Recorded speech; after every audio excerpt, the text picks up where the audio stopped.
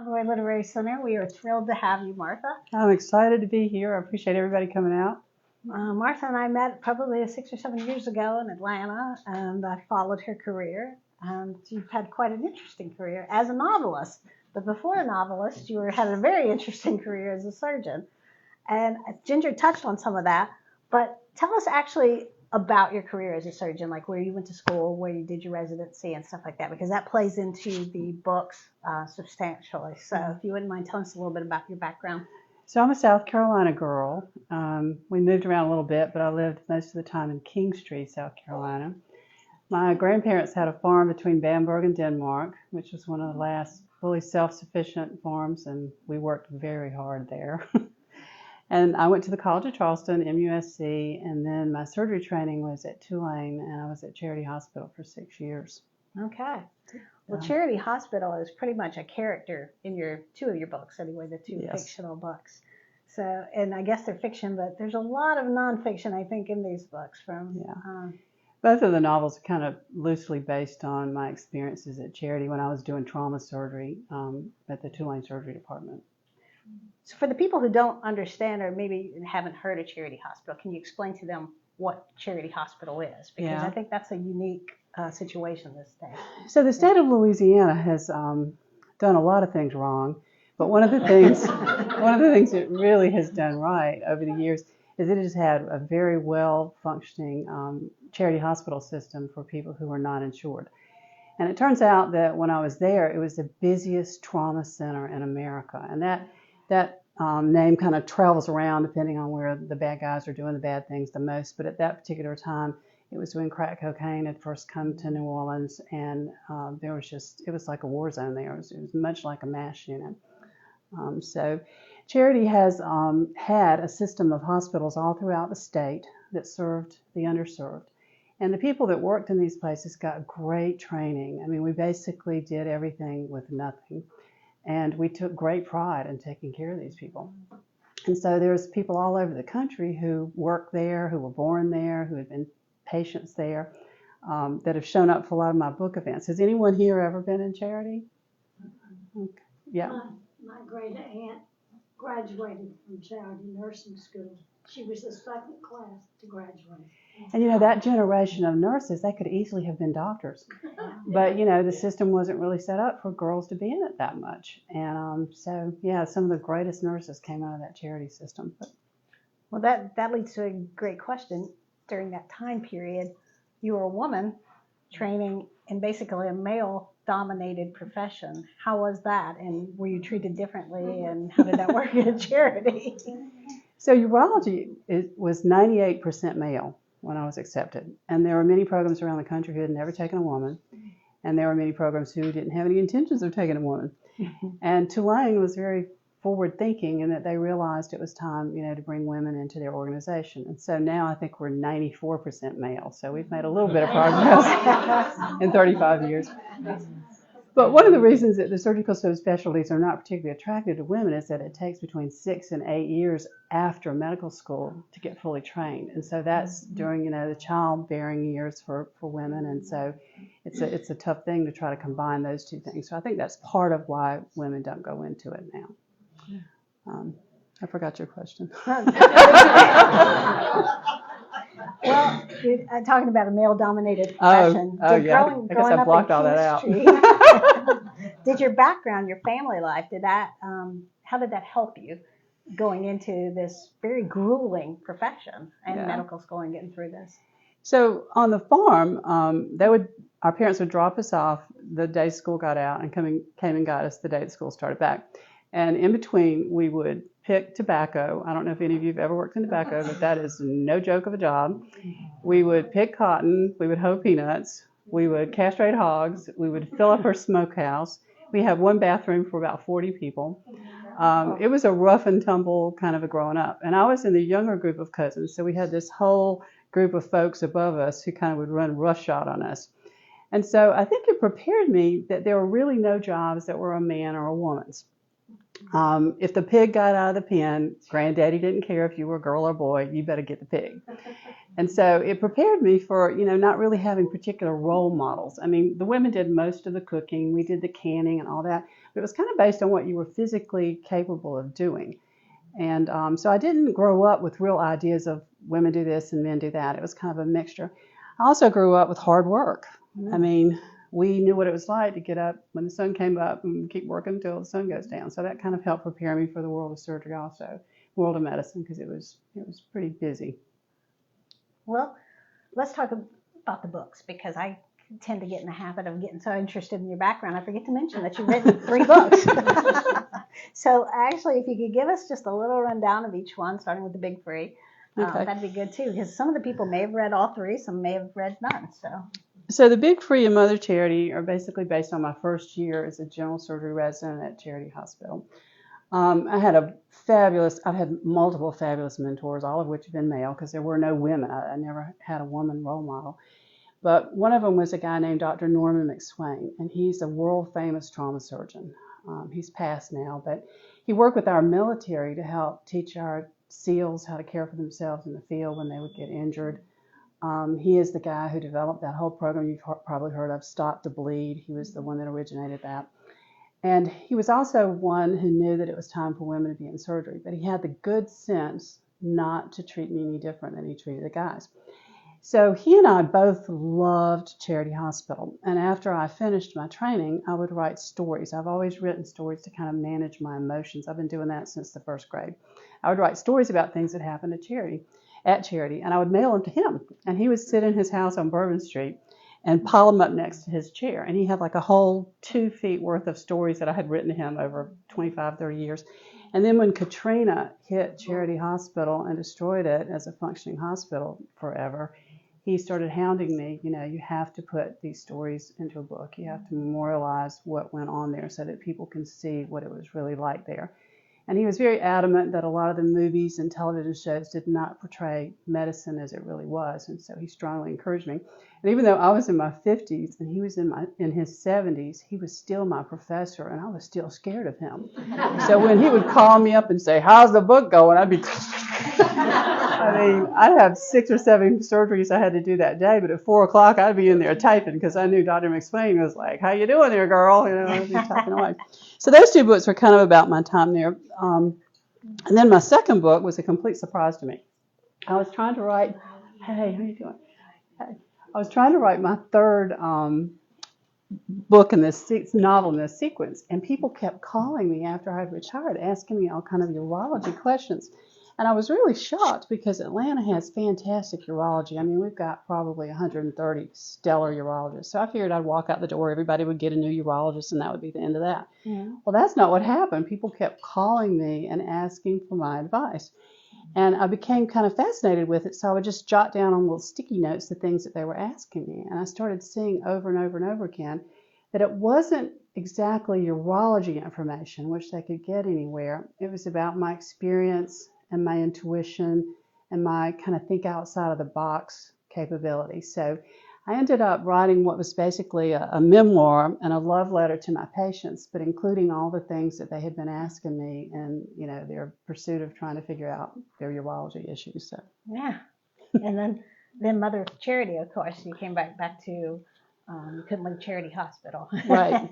So. It just continues the young woman's saga of trying to learn how to go from being a naive South Carolina girl who had never even been on an elevator. I'm sorry, an escalator. I had been on an elevator. I've been on an escalator, never been on an airplane, to New Orleans, to the toughest trauma center in America. So, yeah. Well, she bit off more than she could chew. Speaking of New Orleans, when you're reading the books, you feel like you're dropped right in the middle of New Orleans. I love New Orleans, and I love the books because of that. I felt like I was right there. It's obvious from reading the books that you have a real love of the city. So how long did you spend in New Orleans, and do you love New Orleans near as much as it came across in the books? So it's one of those, it's like a love-hate relationship. I mean, every time I really, really, really start loving it, something crazy happens. And I go, oh, I'm never going back here again. And then, I start missing it again, and then I'll go back. It's like a bad relationship or something. But basically, I really do love it. If it's okay, I'll just read a little paragraph. Sure. Yeah, I think it'd be great. So in this chapter, the young doctor has gotten off of a really rough shift in the emergency room, and she decides to go walk in the French Quarter, which was something that I frequently did, and I'll just read you a couple of paragraphs. So her name's Elizabeth. She's the protagonist. So Elizabeth felt the warmth of the last of the afternoon sun on her face as she turned onto Domain Street. She loved the iron grill work, the colorful flowers spilling over the balconies, even in December, the rainbow pastel shades of painted stucco, the cacophony of the street musicians, and the smell of seafood cooking as the doors to some of the best restaurants in town opened and the scent of garlic wafted out. She walked 2 blocks, and standing in the center of the intersection, she turned in a slow circle, took deep breaths, and soaked in the beauty of the late afternoon. It was an hour before dark, and the sky's pink glow enhanced her favorite time of day. The closer she got to Bourbon Street, the louder the rock and roll music blasted. Elizabeth couldn't believe that Royal, the most charming street she'd ever seen, was 1 block from Bourbon, the embodiment of debauchery. The rich lived next to the poor, the educated ate lunch at counters with construction workers, and the best antique district in America was next to a sea of drunks wandering in and out of strip clubs and bars. Civilized and seedy are next-door neighbors in New Orleans. So it makes for a great character, all the smells. I mean, you can smell the jasmine, and then you walk in the quarter at the end of the evening and you can smell other things. The music, I mean, oh my God, everything from Zydeco to jazz. So the sounds, the sights, the architecture, the Mississippi, the breeze that it creates in the afternoon. I mean, the people of New Orleans, it's very much of a port city mixing pot. And so all the different cultures that are there, the Creoles, the Cajuns, the Africans, island people. I mean, it's a fascinating culture. So it's easy to make it into a character, just looking at what goes on there. Character. It was a character. It was a character in the book of itself. How much of Mother Charity, I'm having trouble speaking, how much of the book is true? I get that question all the time. That's why I have to ask you, how much of the book is true? So the 3rd book, Mother Charity, everything in that book happened. It didn't all happen to me. It didn't all happen at Big Charity, but it happened to someone I know or me at one of the charity hospital systems. So that's kind of unimaginable. And I was telling Belinda when we were having lunch today that, the publishing people made me cut out a lot of stories because they said they're just too much for the general public. So it's a little bit of a sanitized version. Not a lot of cursing in there. If you've been in an emergency room in an urban center, no, there's probably a lot of cursing in the ER. So it's a little cleaned up. Yeah. Well, the main characters were very inspiring. Were they based on real people? Yeah. That's what I figured. Yeah. Because they were too real not to be based on real people, I think. The nurse character, the main nurse character, Livy, is kind of an amalgam of all the great nurses I've known. And, if you have a good hospital system, it's because you have good nurses. The doctors kind of run in and out and do their part, but the nurses are the infrastructure of the hospital. And if you have good nurses, you can have a good system. And so Livy's kind of amalgam of all those things. What most people don't realize is that in a teaching hospital, the new doctors come in on July 1st. And the nurses are kind of terrified from July through the end of September because they don't know who's a good doctor and who's a dummy. And so they're kind of keeping an eye on them, and they're basically protecting the patients, and they're reporting back to the faculty, hey, this one don't look like she's going to make it. So you get to see a little bit of that relationship between the experienced nurse and the fresh new doctor in their white coat that thinks they know everything, and they're quickly figuring out that they don't.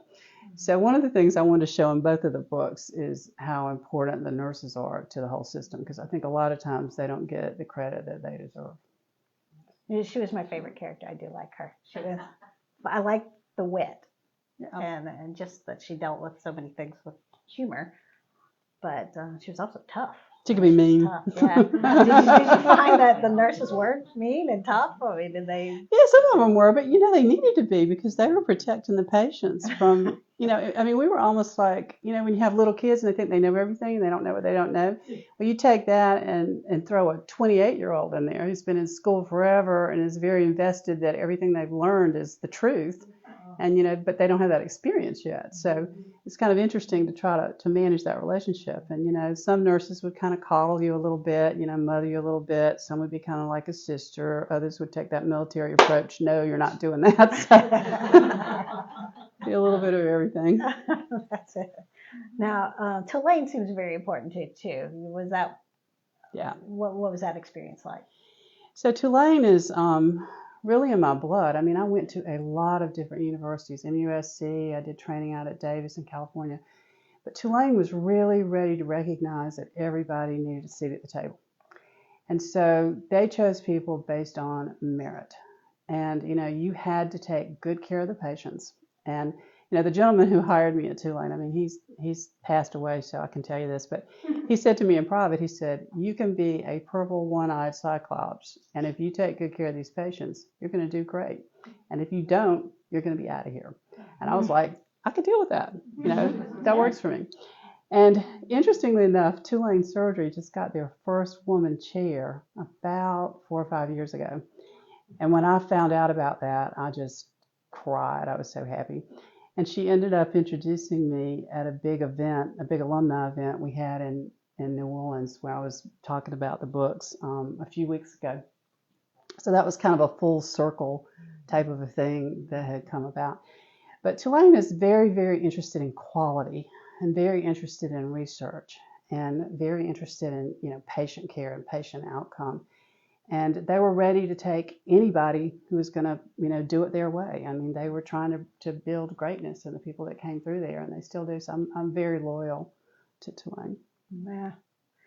Well, for the readers reading your books, what message would you like them to take away? What themes or messages would you like for them to take away from reading the two books about Charity Hospital? It's hard for me to believe that I'm this old, but the books actually fit into the category of historic fiction. I thought it was more like women's studies, but a few people informed me that it's like historic. So I guess some of it is just showing what it was like back then. You know, surgery was a lot more rough and tumble. I mean, they have a lot more rules now. You know, students can't work as many hours, residents can't work as many hours. A lot more rules and regulations. And I think it's a kinder, gentler situation than it was back then. But just to kind of show people what it was like. Also to demonstrate, you know, just the emotional and mental turmoil of trying to go from being a very naive person. I mean, my family went to church on Wednesday night and Sunday. Folks didn't curse. I didn't know anybody who'd ever been shot except for one Bubba who fell off of a deer blind and shot himself in the leg. You know, that was about the extent of big, you know, dramatic trauma that I had seen. But to go from this unbelievable man's inhumanity to man. I mean, some days we would have 3 or 4 people die in our trauma suite, you know, that were between 13 and 18 years of age. On my 30th birthday, we had 17 gunshot wounds to the chest and abdomen in one 24-hour period. So it's to kind of show people, you know, how bad things can go and what it can be like in an urban city hospital. Because a lot of the television shows and movies, you know, they would have you think that all the doctors and nurses are just having sex all day and they're not really doing much else. But this kind of shows, you know, the down and dirty part of it. And I also wanted to show New Orleans because I love it a lot. And I don't know, the interactions, all the crazy people. And in the latest book I put some Cajuns in there. And one of them is Leotis, and he's turned out to be a very popular character. And the Cajun culture there is a lot of fun. It is. It's a whole world in and of itself. And unless you experienced it, and a lot of people don't know about that whole world. And that's the beauty of New Orleans, I think, is that it is such a melting pot, but it's also has these cultural differences that I thought you brought a lot of them out in the book, which was nice. But it made me want to go to New Orleans now again. I was hungry after reading the book too. Maybe you want Cajun food. But going back to the trauma and what you were going through, you're very young. How did you deal with that, with death like that, and seeing all that trauma and stuff that you weren't used to? I mean, you were used to a good family, a sweet family, and how did you go from that to being able to deal with the gunshots and just the the violence. I mean, I guess anybody who has that kind of job, whether you're a policeman, policewoman, or somebody in the military, or anybody who's thrown into that kind of situation, I mean, it's very jarring. And I think basically I just stuffed my emotions and kept going. I think things about it still come up now. The things that I had the hardest time with were the deaths of children. I had thought I wanted to do some type of pediatric surgery, but I realized I wasn't that tough. A lot of the other things, we were just so busy that you were almost numb. And in a lot of jobs where you have high intensity, crazy work like yours was, I mean, you were in danger physically, you were. You just block it out and you just focus on the job. I mean, my mind was always, what's the next thing I need to do for my patient? What's the next thing I need to do for my patient? And I basically did not really think much about my own emotions, which in retrospect was fairly unhealthy. But at the time, you just keep going, you keep going, you keep going. I mean, as we all do in any tough situation. But this went on, for a number of years. Also, watching other people around me demonstrate greatness. I mean, you would see the most ordinary person come in and get some hideous diagnosis, and they and their family would transform into these people who just did whatever had to be done. And I quickly saw that, what I thought of greatness in heroic people was not as much as the greatness I saw in everyday folks. I mean, everyday folks who just rally and go do what they need to do. My favorite story format is the hero's journey. And, you've got that ordinary person, and then they get a challenge, and they don't want to do it, and they decide to do it. And then they get people who try to hinder them and people who try to help them. And you go through that whole path. And then at the end, either they succeed or they don't succeed. And during the path of the story, they have internal fights. They're fighting with themselves. Like my protagonist was fighting with insecurity, with, maybe I don't belong here. Maybe I'm not good enough. Maybe I can't do this. Maybe I'm not tough enough. Maybe I should just go home and go back to the farm, because I'm obviously not good enough. And then the external difficulties of, losing sleep and patients dying and dealing with distraught families and an overwhelmed system, more patients than you could possibly handle. So it kind of followed, both novels kind of follow the path of the hero's journey kind of theme of a plot. Mm-hmm. Well, kind of switching gears, let's talk about the writing process. What is your writing process? Well, at first it was Dr. McSwain going, girl, you need to write this book. And me getting up at 4 o'clock and trying to write it. I had always written, but I just wrote to entertain myself. I didn't have any discipline about it. Mm-hmm. And, writing something that someone else can read and just writing what entertains you is a whole lot different thing. Mm-hmm. So I belong to the Atlanta Writers Club, which if any of you ever have an opportunity to go to any of their events, they do a great job.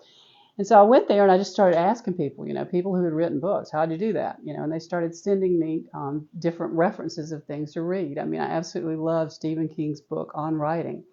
And I started taking courses, and then I hired a writing coach and a professional editor.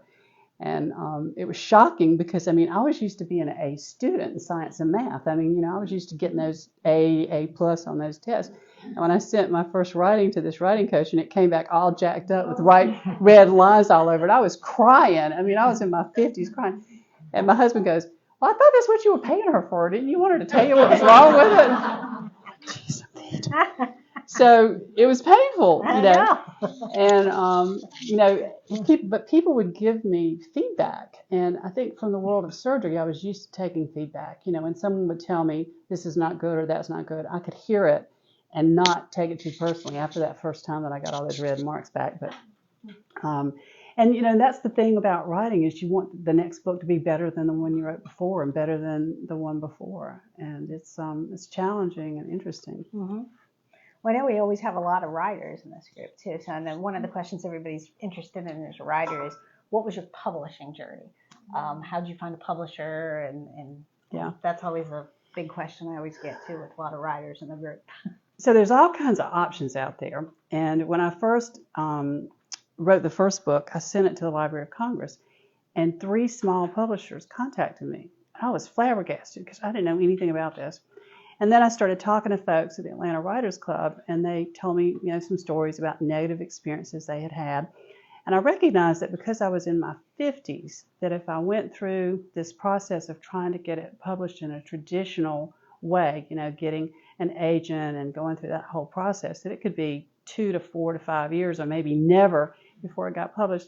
So I went through a hybrid publisher, which is someone that you have to sell a certain number of books or else you have to pay for them. And so because I had an email list with almost 8,000 people on it that had signed up to get my book through my office, we were able to do a lot of advertising ourselves, and sell a lot of the books. So I had a little bit of a different path than a lot of other people have had. But there's so many people in the Atlanta Writers Club who have gone the traditional route. And I mean, there are so many good authors out there that just can't get their stuff published. And, a lot of people are self-publishing. A lot of people are going through Amazon to publish. So there's a lot more routes than there used to be. Yeah, definitely a lot of choices out there. Yeah. And there's some small presses. I mean, Jonathan knows a heck of a lot more about this than me, but, they specialize in different types of books, and a lot of them do a really good job. And if you find the right small press that has enough experience and is, not on the verge of going bankrupt, then, they're a good place to get books published. But a lot of the small press, particularly, haven't been around for a long time. They don't make it, and that can be very traumatic for the author. But I haven't been in that situation so far. Well, you went from like a chaotic job, crazy job, lots of hours, long hours, lots of stress and pressure, and then you retired and jumped into this crazy world. But did you have any trouble with that? I mean, leaving the world of the excitement, somebody always calling every few minutes to the phone's not ringing and it was just solitude and quiet. A lot of people have trouble with retirement. Yeah. But did you? Were you one of those people? I was still a bit maniacal. I was doing a lot of stuff. My husband and I retired right around COVID, and we had planned to do a lot of traveling, and everything that we planned to do got canceled, for 2 years. So we got a tent and some kayaks, and we just started driving around, and we were tent camping and kayaking and fishing. So we stayed pretty busy. But, I miss doing surgery because that's the thing I was best at. And, it's not like you can show somebody, hey, you want to go in the kitchen? I'll show you how to take out a kidney. So without your little posse of nurses, because I'd go to the hospital and the nurses were like, she's a really good surgeon, and so I'd be like, oh, yes, I am. And, now I'm making breakfast for my husband, and I'm just not getting enough compliments. So yeah, it was hard because that was the one thing that I was really good at, and to not be able to do the one thing that you're not good at. I mean, I was thinking about spaying cats in the neighborhood in the garage there for a minute, just to have something to do. But it's kind of hard, and I really miss the nurses. I mean, I miss hearing about their kids. I miss hearing about their projects. I miss the nurses a whole lot. But. Did you stay close to some of them? Yeah, a lot of them still come around. That's good. And the patients too. The patients won't leave me alone. I mean, you're a good doctor. I'm doing urology consults for free now. I mean, I can't do that anymore because I don't have a license. But don't want to do any surgeries either. Those cats better watch out though, because I still have some instruments. So you jumped into this crazy job. What do you like best about being an author? I like the writing. I mean, I like being alone, trying to figure out how to write a nice sentence. And it's really interesting. I have never been jealous of other people about anything. But if I'm reading a book and there's an absolutely beautiful sentence, I'll get this, oh, God, I wish I could do that. So I'll get kind of jealous over like a really good paragraph or a really good sentence. So sitting alone trying to figure out if I can possibly do that is probably the most interesting part of it. Yeah. And a lot of authors are kind of introverted. You probably not so much since your profession, but a lot of people have trouble talking to people. Yeah. You like that or no? You just No, I'm pretty much full of crap, and I'm really good at lying, so I can make something up in a minute. But I see that with some of my author buddies. I mean, I've got 2 buddies that are just great writers, but they cannot engage people for anything. And I just want to go buy their books. Don't pay attention to them. Just buy the book, okay? Yeah. But yeah, I see that a lot. But you see that a lot, you really do. Especially the more conferences you start to go to. You wonder how some of these people can get out of bed. Yeah. So introverted. So do you have a favorite author, and who is it? So I have two, and they're both males. And you guys are going to be surprised when I tell you they are. I think my favorite living author is James Lee Burke. His prose is beautiful, and he's got some crazy characters. He's got a Dave Robichaux series that has a character, Cleet, who's just a mess. And his writing is really good. And I also loved Larry McMurtry's books, the Lonesome Dove series. Really, really loved those books. But I love Pat Conroy. I've read everything he's ever written several times, and people keep asking me, what's your favorite book? And I was telling her earlier, it changes with my period in life. When I was living in Charleston and I was teaching organic chemistry at night at the Citadel, it was Great Santini. When I was living downtown on the peninsula in Charleston, it was South of Broad. And then, over time, if I had to pick one, it's probably The Water is Wide. That would probably be my favorite one. And The Prince of Tides, it comes too much to home. I know too many people that are just like the folks in that book. That book kind of tears me up. So that one I love, but I had to be kind of careful with it. I have to be in the right frame of mind. But I think, several of his books are like that. I love Prince of Tides. That one's my favorite. But beach music gets me. I have to be in the right frame of mind to read beach music or it kills me. So I can totally understand that.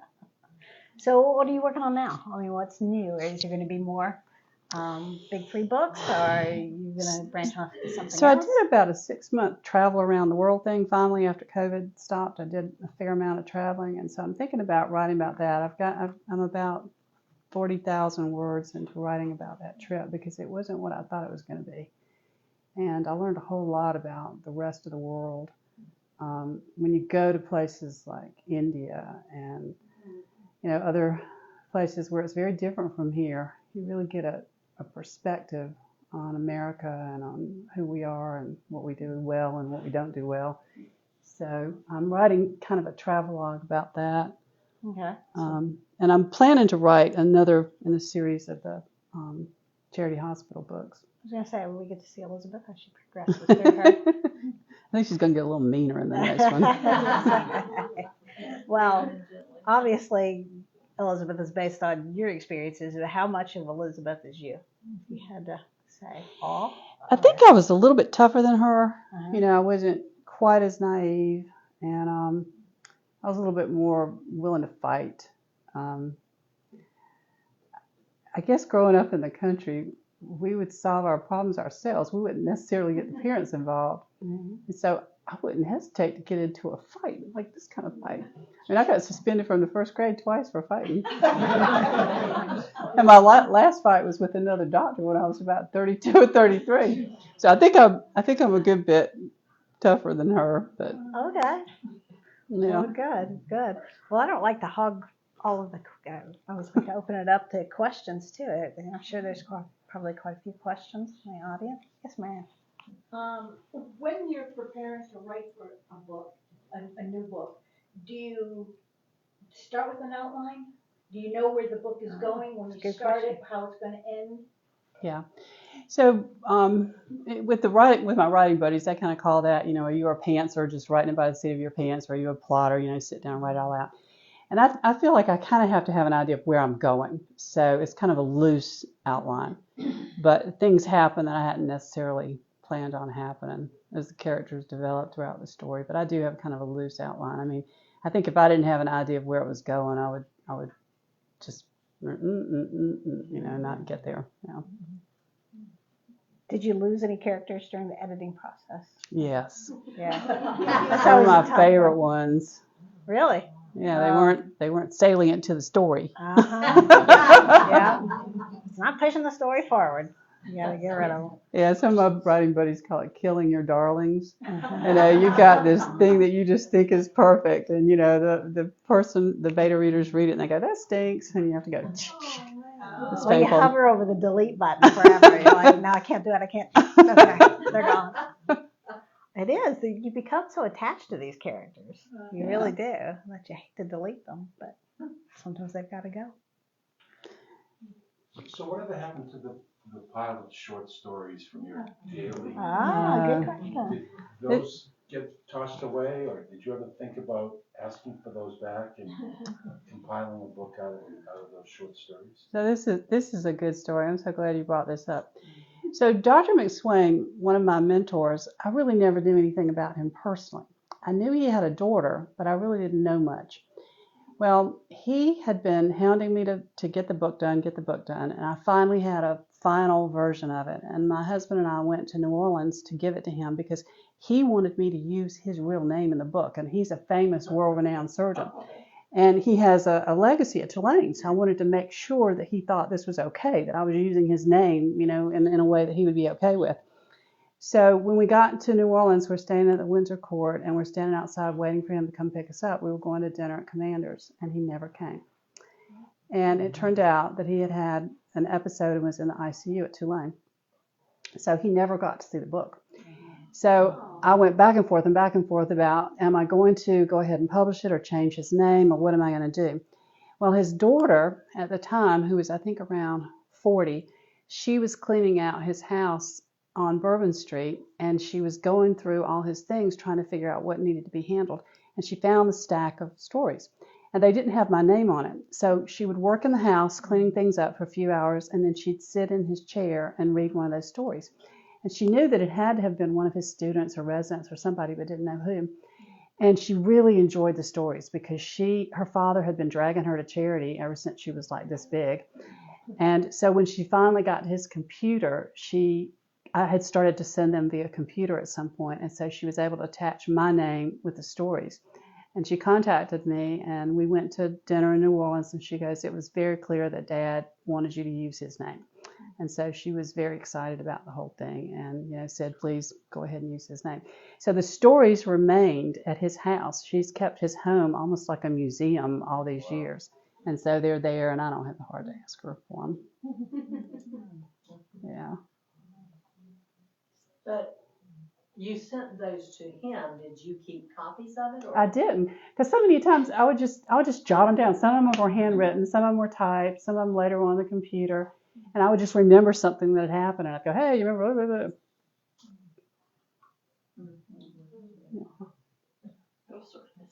blah. Yeah.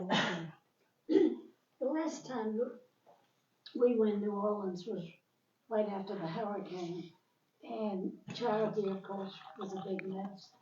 And then the big debate was, were they going to restore it? Have they restored it, or is it just an empty building now? So I had dinner with the dean of the medical school in New Orleans about a month ago, something like that. And they had been planning to completely restore it. LSU, the state, owns it, is my understanding. And then Tulane was going to build it out as research facilities and turn it into a research facility. Well, Louisiana politics is crazy, and I don't know exactly what happened, but somehow or another, that doesn't seem to be happening soon. So they cleaned it up on the inside. They partially restored it, and I'm not sure what the final answer is going to be, but they were hoping to turn it into a research place. Yeah.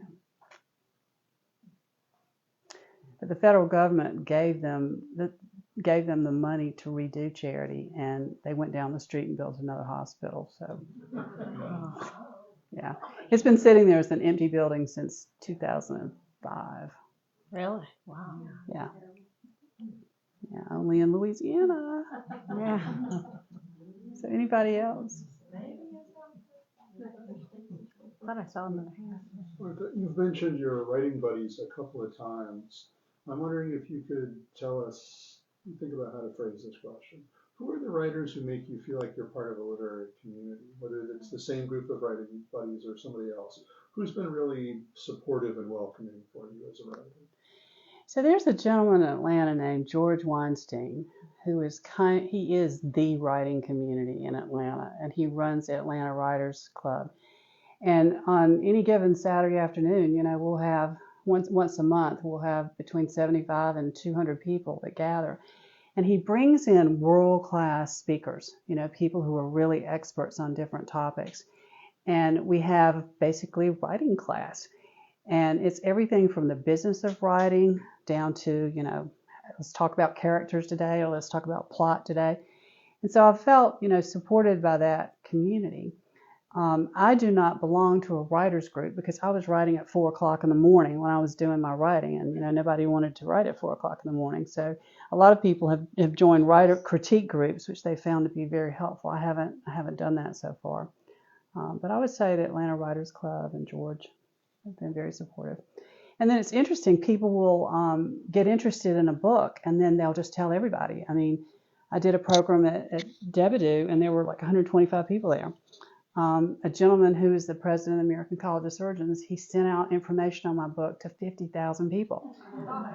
One of the editors of the urology journal for Europe, he featured my book, in their journal. It went to like 2 million folks or something. So people pop up that, have interest. But when we've gone around all over the country talking, people are very excited that worked at charity. Whatever kind of job they happen to have there, whether it was the person who cleaned the room or the cafeteria people or a nurse practitioner or whatever, they're very excited to see this memorialized because charity meant a lot to a lot of people. Are there even any free hospitals in the country anymore? There's still some in Louisiana that are Are there? run by the state, Okay. but a fair number of them have closed down and Yeah, lost their I was funding. Good Samaritan in Atlanta. Good Good Samaritan Atlanta. Okay. But the charity system was around since the 1700s, which is kind of amazing. It was a grant given for the poor people of Louisiana, and the nuns, were imperative in keeping it running. And it was so fulfilling to work in a hospital like that, where you knew that these people needed you. And I mean, I made $15,000 a year. I worked like 100 hours a week and made $15,000 a year. But it was very fulfilling because you knew they needed you. And I mean, we would do anything for them.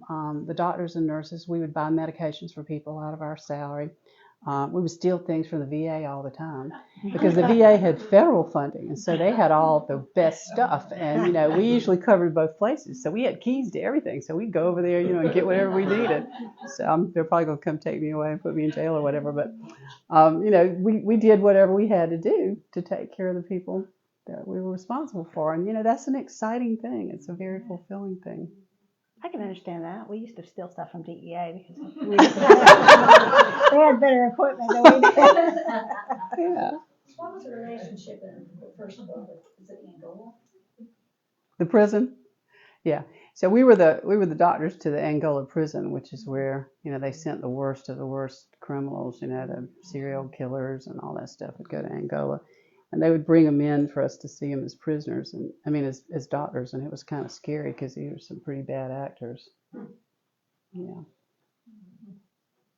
Martha, you said you were pretty tough and that some of what was portrayed doesn't necessarily represent you. Can you remember a time that you hit the wall then and that you just had to walk away? I was never not able to do my job, but when I was assigned to the Children's Hospital, it was supposed to be a 6-week rotation, and someone wasn't able to cut the mustard, and they quit or got fired or something. So I ended up staying there for months and months and months, and that really hurt me. I remember every single child that died. I remember their names. I remember their parents. I mean, I couldn't do that. Anybody who's a pediatric oncologist, I'd hand it off to you, or the nurses who take care of those children. That was a bit much for me. I remember every one of them. Everyone, yeah. That was tough. What was your favorite rotation? I like the big surgeries. So we would make bladders. This might be too much but anyway, we would take the stomach and the bowels and make a new bladder out of it, and that's like a big operation. I really like that. And that's what my fellowship was in. Urinary tract reconstruction. Yeah. So can you go through your career line again? So after you left charity, you were a surgeon. Yeah, so I went to high school at Kingstree, went to the College of Charleston, went to MUSC. So that's 12 plus 4 plus 4. How many is that? I don't know. Math isn't my strong suit. Then I did 2 years of general surgery. Then I did 4 years of general urology. Then I did a year of urinary tract reconstruction out in California. Then I was in academic urology for like 5 years, where I was a professor of medical school. And then I went into private practice. because I like taking care of my patients myself. So, man, I tell you, I feel grateful to having had 35 years of meaningful work. I mean, what a gift! What a gift from a South Carolina little redneck. I mean, I hear people talk about imposter syndrome, and you hear people, they don't know which fork to eat with, and they don't know how to pronounce any of the fancy wines. I can remember Tulane would take me to all these like big dinners that we would have. We'd have visiting professors, and I had to watch other people to see what to do because I was from the country. But keep working, you get there. Yeah, you'll make it. You'll make it. Any other questions? You want to sign some books? Sure. Thank y'all for being here.